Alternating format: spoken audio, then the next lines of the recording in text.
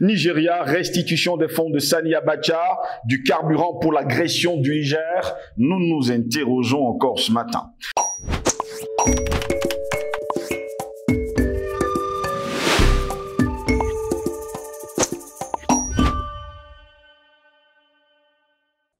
C'est toujours un réel plaisir de vous retrouver sur Panafricaniste TV. Mesdames, Messieurs, bonjour. Bienvenue à cette édition de Parole panafricaniste. La France s'apprête à restituer 150 millions de dollars sortis clandestinement du Nigeria sous le règne de l'ancien président, le général Sani Abacha. La ministre française des Affaires étrangères, Catherine Colonna, en visite au Nigeria, a rencontré vendredi dernier le président nigérian Bola Ahmed Tinubu dans la capitale Abuja. Au terme de la rencontre, Catherine Colonna a annoncé que la France restituera au Nigeria les 150 millions de dollars frauduleusement transférés à l'étranger sous l'ère de Sani Abacha. Pourquoi n'avoir pas remis cet argent, on va le dire, à l'État du Nigeria depuis longtemps? Et d'ailleurs, c'est depuis combien d'années que cet argent se trouvait sur le sol français? Au terme de la rencontre, Catherine Colonna a annoncé donc que la France restituera au Nigeria les 150 millions de dollars frauduleusement transférés à l'étranger sous l'ère de Sani Abacha. Selon Catherine Colonna, des négociations seront bientôt entamées avec le gouvernement nigérian pour déterminer où investir l'argent qui sera restitué au pays sous forme de subvention. Je vous remercie pour votre coopération efficace dans la restitution de l'argent du Nigeria.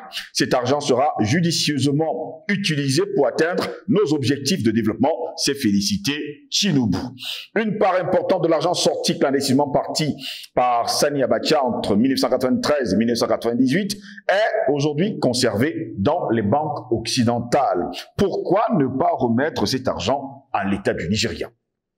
L'ancien dirigeant nigérian est accusé d'avoir volé au moins 2 milliards de dollars au cours de son mandat de 5 ans. Sani Abacha est arrivé au pouvoir le 17 novembre 1993 à la suite d'un coup d'État militaire. Il est considéré comme le dirigeant le plus corrompu du pays, nous dit-on. Sani Abacha est également accusé de nombreuses violations des droits de l'homme pendant son règne, considéré comme le dictateur le plus gourmand d'Afrique. Il est mort d'une crise cardiaque, c'était le 8 juin 1998, dans le palais présidentiel nigérian.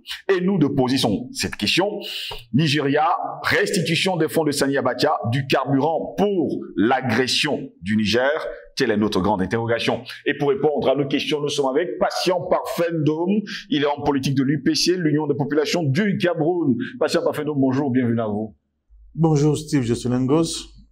Merci et honoré une fois de plus de cette invitation que vous me faites pour participer à ma manière, à apporter ma petite pierre à l'édifice de cette grande construction panafricaine qui nous tient tant à cœur. Bonjour à nos techniciens, bonjour à nos millions d'internautes. À eux, je dis beaucoup de courage dans ces moments difficiles que nous traversons. Jusqu'à ce qu'il y ait des modifications substantielles sur les deux questions que je vais aborder en prélude, n'est-ce pas, de cette émission. Et chaque fois que je serai sur vos plateaux, je le remettrai comme un coup de gueule. Premièrement, c'est de fustiger l'attitude du monde, de l'ONU, le silence de l'Afrique, surtout l'Afrique qui souffre encore à cause de cette néocolonisation rampante qui ne veut pas prendre fin, l'Afrique dite francophone, face à ce massacre, à ce véritable génocide perpétré par Israël dans la bande de Gaza contre les Palestiniens. Pas que dans la bande de Gaza d'ailleurs, ils ont aussi déporté déjà du côté de la Cisjordanie. Le monde libre, l'humanité dans sa version moderne, nous sommes au XXIe siècle, ne peut pas continuer à accepter de s'accommoder avec de telles barbaries. Il faut que le monde dit développé, le monde dit démocratique, arrête ce massacre. Aux États-Unis qui sont en réalité à la manœuvre dans ce massacre inédit, nous leur disons, il n'y aura plus d'autres communautés, d'autres races, d'autres peuples comme le peuple indien ou bien amérindien que vous avez pratiquement effacé de la surface de la terre. La Palestine va résister. La Palestine résistera jusqu'à la victoire finale. Être panafricain, ce n'est pas accepter ce genre de crime devant nous, sous nos yeux. La deuxième chose que je veux dire, si je suis un gosse qui me tient à cœur, parce que je vois les atermoiements et les hésitations de nos États, surtout de ceux qui ont décidé de faire ce qu'on appelle, entre guillemets, des révolutions en Afrique, c'est la question de j'allais dire, la construction de la solidité militaire de nos États. Il faut que les États africains se militarisent. Sans des forces militaires puissantes et fortes, notre souveraineté ne signifiera rien du tout. Ce qui se passe dans le monde, on ne doit pas continuer de le contempler comme un cinéma lointain. Ça va arriver sur le continent africain. Si l'Afrique n'a pas des armées fortes, capables de défendre son espace, capables de défendre ses populations, son peuple et ses richesses, alors je vous dis que nous sommes en train de s'aimer dans le vent. Et pour cela, la formation militaire doit être obligatoire sur le continent africain. Aussi obligatoire que les formations, que l'école, si vous voulez. Et cette école doit être gratuite. Et la formation militaire doit être obligatoire. Elle doit commencer dès le primaire. Dès l'école primaire, on doit obliger tous les enfants africains à s'astreindre à une formation militaire. C'est l'un des piliers gages de notre victoire pour demain. Merci pour cette minute que tu m'as accordée. Je tenais à le dire et je le dirai chaque fois que je serai sur ce plateau de Panafricanist TV. J'ai l'impression que nous ne voyons pas ce qui se passe et ce qui risque de nous arriver bientôt. Merci pour cette invitation. Très heureux de vous avoir. Patient Parfum d'Homme, vous allez payer les droits de coup de gueule à 3 ans. Oui, oui. Oui, il en a l'exclusivité. Non, comment dire ça? Le brevet. C'est pour faire sourire justement nos téléspectateurs. Nigeria, restitution des fonds de Sani Abacha, du carburant pour l'agression du Niger. Eh bien, Catherine Colonna était vendredi dernier, patient parfum d'homme du côté d'Abuja au Niger, a rencontré Monsieur Tinubu. Et sur le coup, elle a fait une promesse, celle de restituer les 150 millions de dollars. Ce n'est pas tout, parce qu'on nous fait savoir que Sani Abacha a, on va le dire, volé, détourné plus de 2 milliards de dollars, mais au moins la France va restituer 150 millions de dollars au Nigeria. Mais depuis justement cette annonce, ils sont nombreux les Nigériens qui disent que c'est du carburant pour agresser le Niger. Bon, si je suis un gosse, je pense que sur ce plateau, ou sur d'autres plateaux que vous avez animés, nous avons eu à nous attaquer à cette thématique, à cette attitude nouvelle de l'Occident vis-à-vis des pays africains. Subitement, comme vous dites. Subitement, l'Occident se découvre des ailes de magnanimité. Ils sont devenus tellement amoureux de l'Afrique au sud du Sahara qu'on ne comprend plus. Des propositions pleuvent. Oh, on va tout faire pour que vous ayez des places au Conseil de sécurité de l'ONU. Oh, dans telle institution, il faut que l'Afrique ait une place vraiment de choix. D'ailleurs, nous nous battons et on va se battre pour que l'Afrique ait une place au G20. Maintenant, c'est la restitution des fonds de M. Sani Abacha que Mme Colonna, avec une espèce de danse de ventre, vient proposer à M. Tinubu. Bon, mais Tinubu, c'est un très beau danseur, un grand danseur. Je crois, Je crois que là, il n'a pas pris le premier degré. Ces gens, ce sont des hypocrites, des malhonnêtes, des salopards, des bandits, des brigands. Ces Occidentaux-là.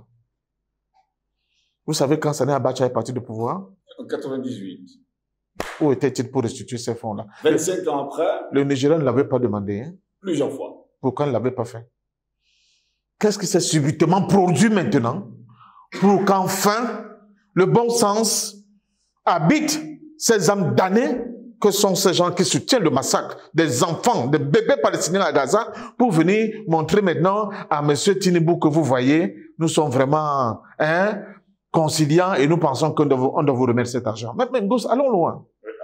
Ces sommes-là, qui ont été détournées par M. Sani Abacha, avec la complicité des banques occidentales, puisque quand vous gardez l'argent du délit en Afrique chez eux, ils savent très bien que Sani Abacha n'a pas un puits de pétrole, ou bien des minéraux d'or, que c'est l'argent du peuple nigérian qui a été volé, qui est gardé dans leur banque. Où était la France et tout l'Occident à l'époque où on dit que mais, il y a un problème de bien mal acquis. Bien mal acquis. Pourquoi on ne nous a pas sorti ça à l'époque? Bon, maintenant, c'était dans le trésor français, c'était dans les banques françaises.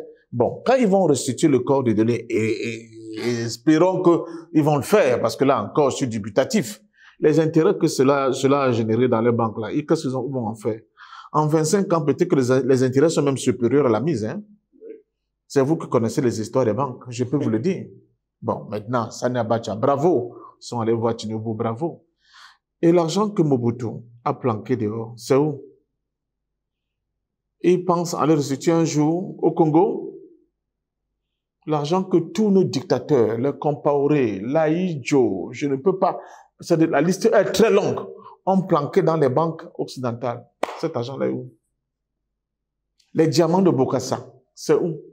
La Centrafrique, crime misère, c'est où? Tous les comptes numérotés, dans leurs paradis fiscaux. Il n'y a pas qu'en Suisse, hein? Même Monaco, c'est un gros paradis fiscal. Même le Luxembourg, ils le savent. Cet argent, c'est où? Donc, Madame Colonna, c'est sûr que quand elle est en face à Tinubu, elle dit, bon, je suis face à un singe.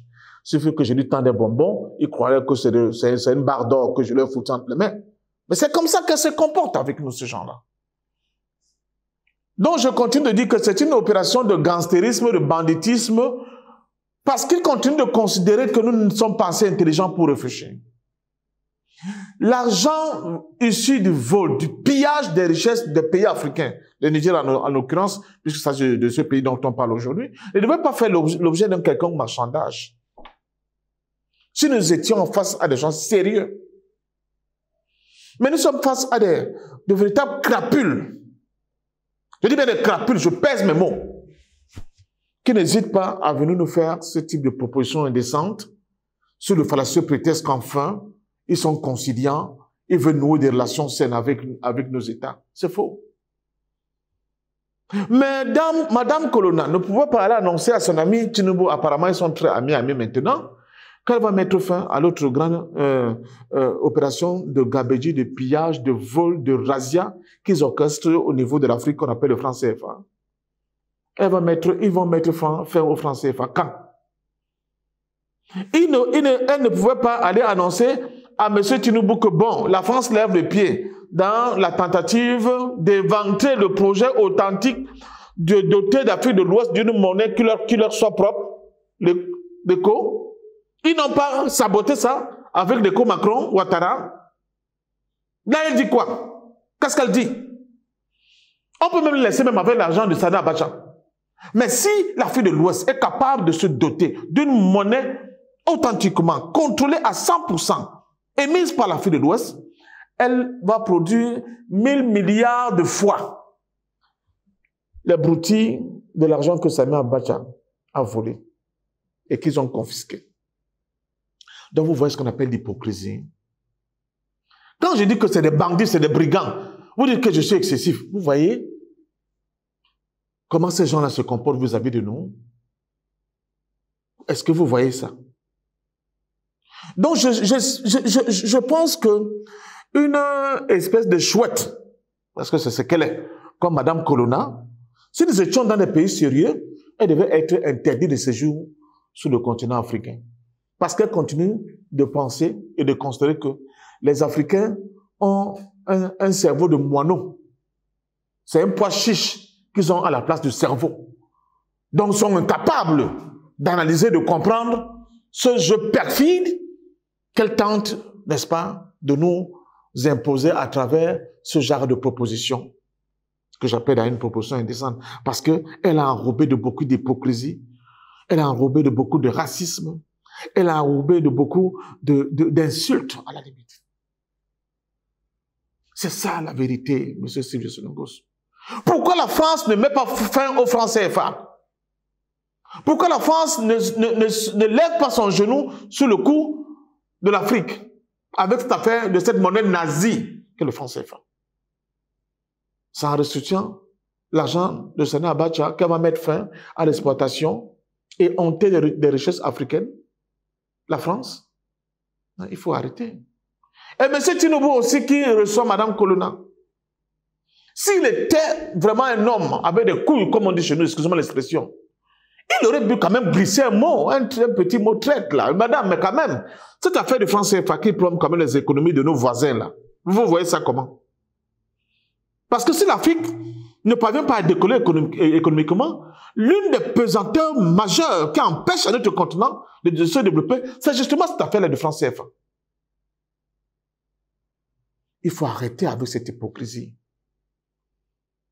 Il faut arrêter avec ce mensonge qui donne l'impression que nous sommes face à des gens qui nous prennent au sérieux. Ils nous prennent pour des singes. Ils sont dans un système mondial et mondialisé qui leur donne la possibilité, la prééminence d'orienter le jeu économique et le jeu financier à leur guise. Et pour rien au monde, ils ne sont pas pour un rééquilibrage des forces. Qui t'a donné du change en espérant que demain nous serons encore leurs partenaires privilégiés parce que nous allons devenir de géants sur le plan économique. Et que, comme ils disent, nous avons des rapports culturels quasi plus que centenaires au pluriel. Alors, cet avantage concurrentiel vis-à-vis des autres qui veulent aussi venir faire affaire avec l'Afrique leur donnera la possibilité d'avoir toujours des marges de manœuvre consistantes. Bastien Parfum-Domi se susurre justement à propos de cette somme d'argent, 150 millions de dollars, c'est que la France, jusqu'à preuve de contraire, n'avale pas la pilule d'avoir perdu le Niger et qu'il faut tout mettre en œuvre pour renverser les nouveaux militaires au pouvoir. Donc c'est du bakshish, c'est une forme de corruption pour corrompre les autorités nigériennes et les pousser, n'est-ce pas, à aller faire la guerre au Niger. C'est pas possible. Là encore, c'est manquer d'intelligence. Je vous avais dit sur ce plateau. D'ailleurs, ce n'est pas parce que nous avons tourné longtemps sur le cas Tinubu que cela perd de sa substance, cette joie, le fait qu'il ait reculé. Si M. Tinubu se décide de se lancer dans une guerre contre le Niger, on lui fera un coup d'État au Nigeria. Il en est conscient aujourd'hui. Je vous donne des informations de sources sûres. Si c'était lancé dans cette aventure, on lui aurait fait un coup d'État chez lui. Mais la France persiste. Mais parce qu'elle est face à un singe. Hein? L'exposition universelle continue dans la tête de Madame Colonna. Elle est face à un singe. Elle va lui préparer, elle va lui proposer d'aller danser un peu le bolobo, hein? Dans bientôt à Paris. C'est tout. Et ça pour un nègre, pour quelqu'un qui aime la fiesta, qui aime la jouissance comme M. Tinubu, arriver à Paris et qu'on lui fasse des tapis rouges, des machines, il dit voilà, je suis vraiment là, je suis là où ça se décide. Je suis quelqu'un qui compte dans le monde. Il continue de penser que c'est comme ça que nous les Africains, voilà ce qui est notre nirvana. Mais ce que ne sait pas Mme Tinubu, c'est qu'entre-temps, l'Afrique a beaucoup changé. Au Nigeria, il n'y a pas que les Tinubu. Il y a mieux que les Tinubu. Et qui continuent d'aiguiser leurs dents dans l'ombre.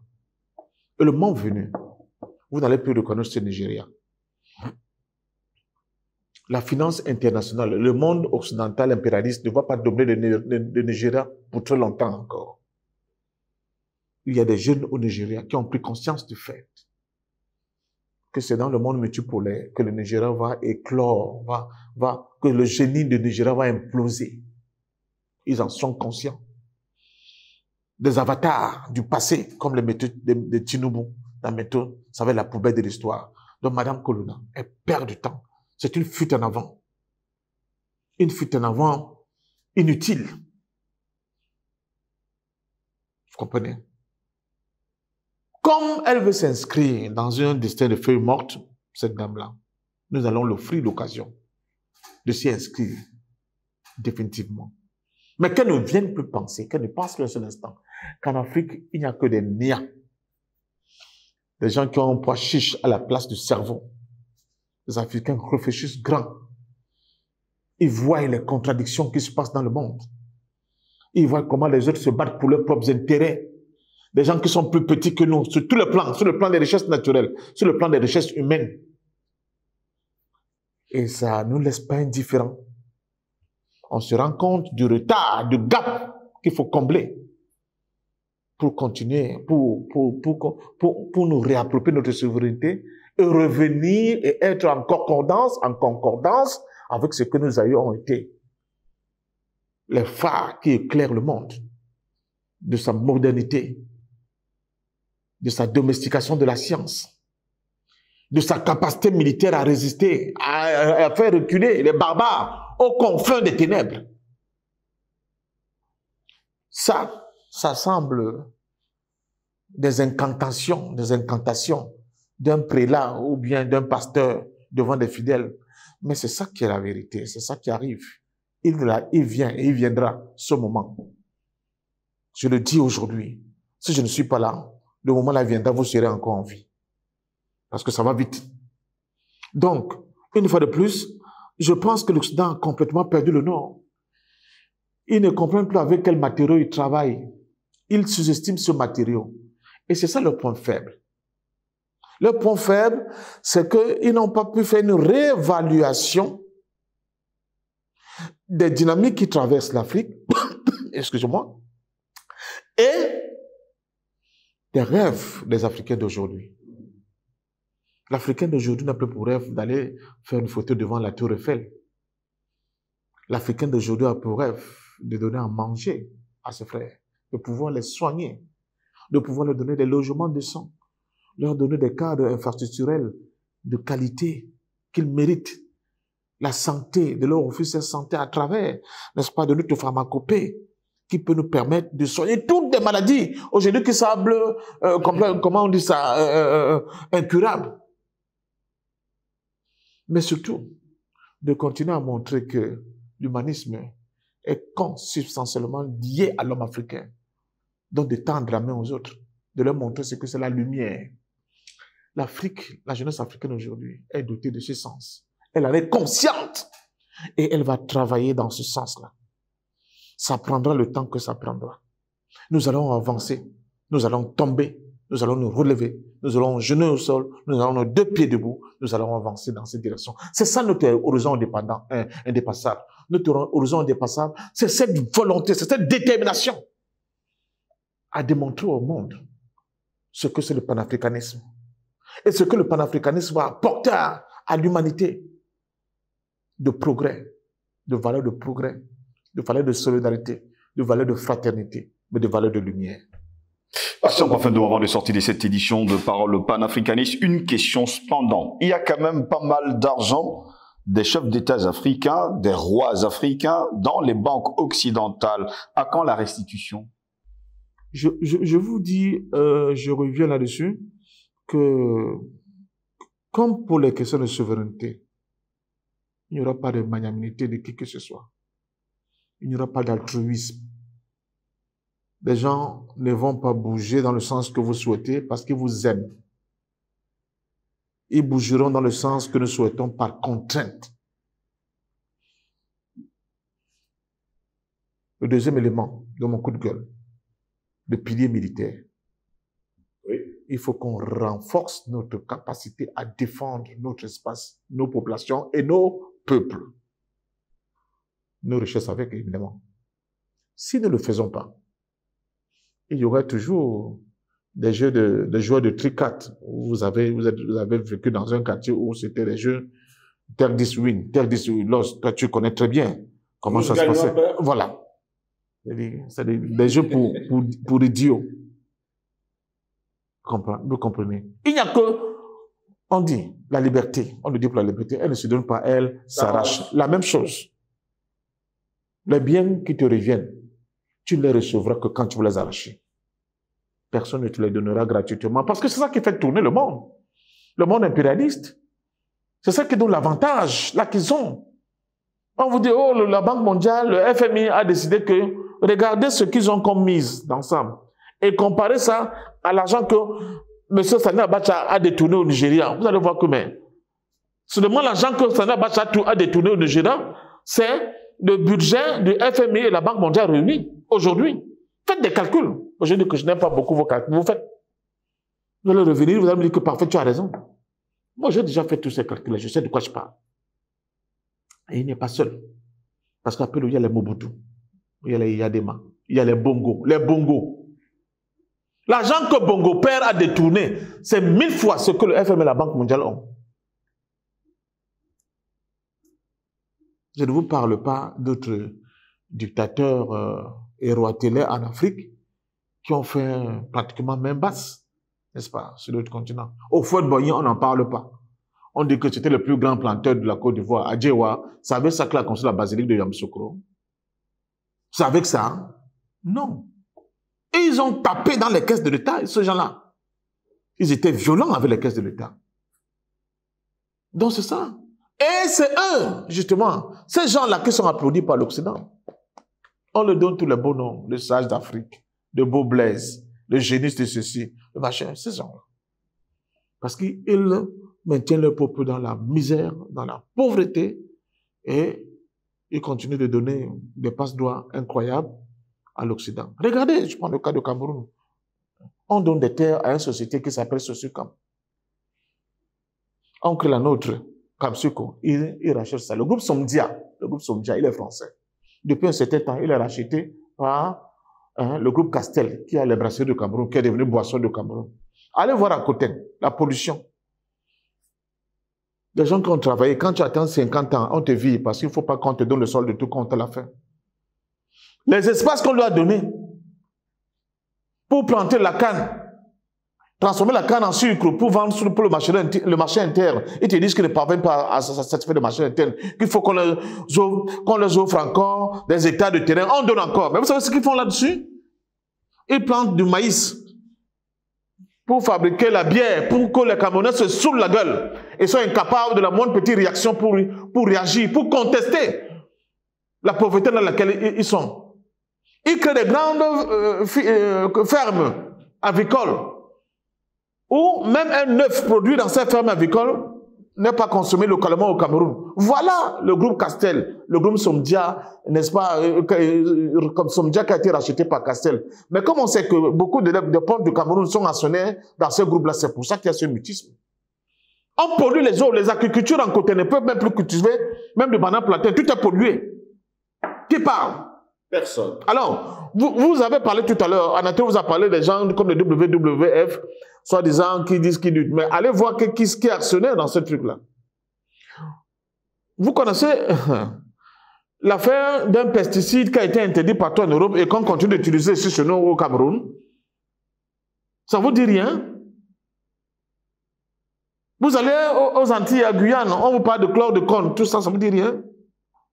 Ce produit-là encore utilisé au Cameroun dans nos cacaoyères, il est vendu. On dit quoi? Alors que chez eux, on a démontré que c'est dangereux pour la santé. Nos paysans l'utilisent. Donc, et sans masque, ils sont exposés à tout. On va vous dire après que non, le prix du cacao, le kilogramme est monté, j'ai quand même dit 1700 machin, et les gens vont applaudir. On se moque de qui? L'Afrique doit se lever. Je dis, dire à Madame Colonna, prends l'argent de Sani Abacha, continue de le bouffer là-bas. Mais nous voulons la fin du franc CFA.